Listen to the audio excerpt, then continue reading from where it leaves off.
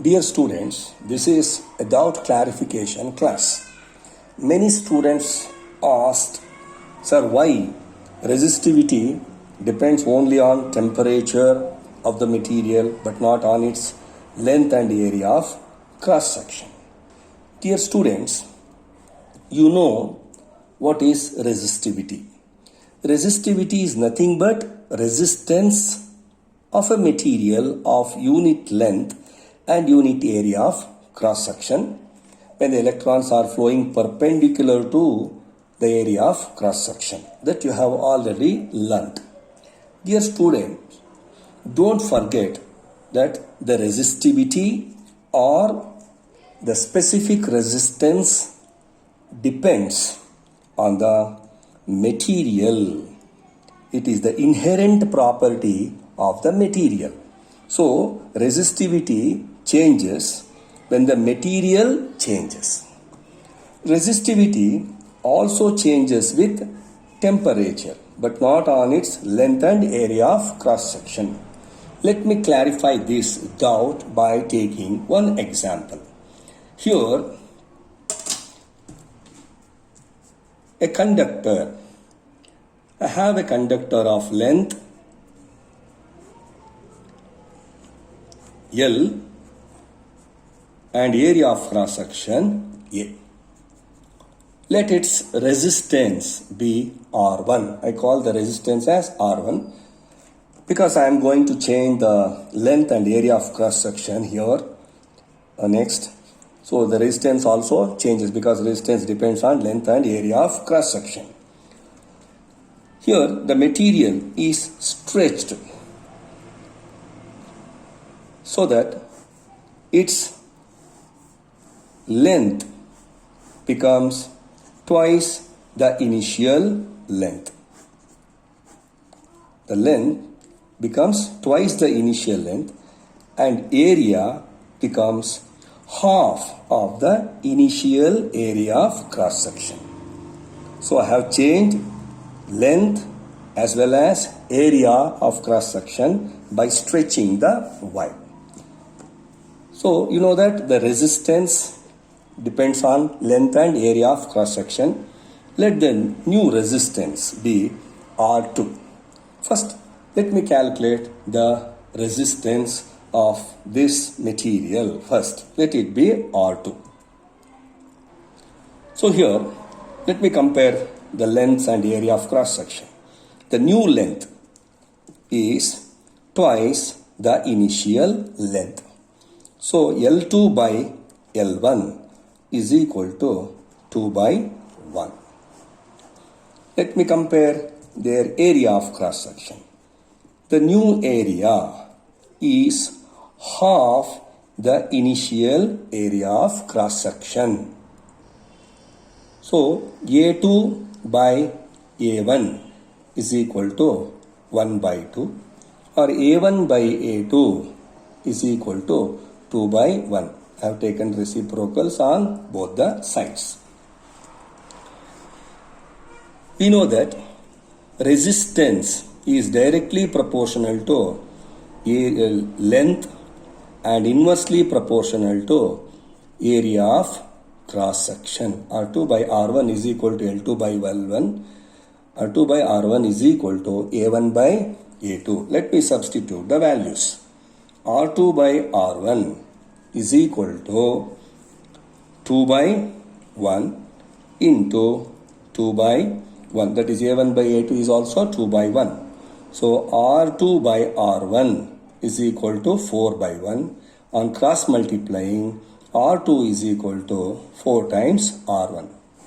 Dear students, the new resistance is 4 times the initial resistance. You can easily, without calculation also, you can make out because you know the length as the resistance is directly proportional to length and inversely proportional to the area of cross section. You can easily make out this one. But I have shown this by calculation. The new resistance is 4 times the initial resistance. So resistance has changed. So let me check whether the resistivity has changed or not. Dear students, we know the formula for resistivity. Rho is equal to RA by L. Let me calculate the resistivity of both the material. Let the resistivity of the first material be ρ1. So its resistance is R1. Its resistance is R1. Area of cross section is A and length is L. So A only, here L. So the resistivity of the first material is ρ1. That is R1 into A by L. So let me calculate the resistivity of the second material. Let it be ρ2. See, R2 resistance, I have to write R2 into A by L. So how much is the resistance is the new material? 4 times R1. 4 times R1. Area is how much? Half of the initial area, A by 2. Length is how much? Twice the initial length. So on simplification, 2 2s are 2 1s are 2 1s are, you will get R1 into A by L. See, compare these two. The resistivity in the first case is R1 into A by L. The second case also the resistivity is R1 into A by L. This shows that the resistivity remains same. It changes with the temperature. Next question is, how does the resistivity changes with temperature? Dear students, we know that a conductor is made of atoms. And these atoms are in the state of vibration. That means they are in the state of motion, and that motion obstructs the flow of electrons. That itself is called resistance of the material. The electrons, the atoms or molecules are in the state of vibration. These vibrating molecules obstruct the flow of electrons. What happens when the temperature is increased? When we heat a material, actually what happens, the kinetic energy of the molecules increase.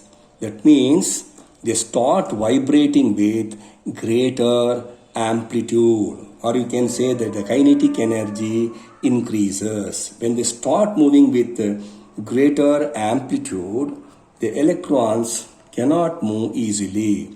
The resistance also increases. The resistance increases, hence the resistivity. Did you understand, children? A conductor is made of atoms and molecules, and they are in the state of vibration. Once the material is heated, that means on supplying energy, that gets converted into kinetic energy. The kinetic energy of the atoms and molecules increase, and they start vibrating with greater amplitude, and as a result the resistance also increases. Once the resistance increases, resistivity also increases, because resistivity is nothing but resistance of a conductor of unit length and unit area of cross section. So thank you, children. Have a nice day.